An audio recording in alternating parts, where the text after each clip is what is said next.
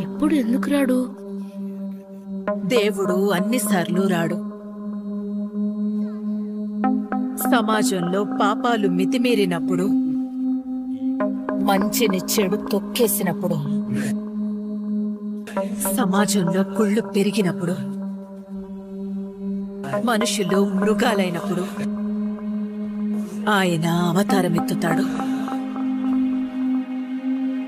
ఆయనిప్పుడు దేవుడిలాగే కాదు, రాక్షసుల్లా కూడా రావచ్చు.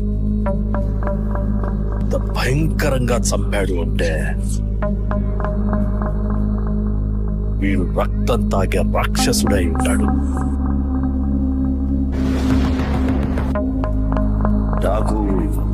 డాకు మహారాజ్, జనాన్ని కాపాడ్డానికి కాకీనే వెయ్యాల్సిన అవసరం లేదు.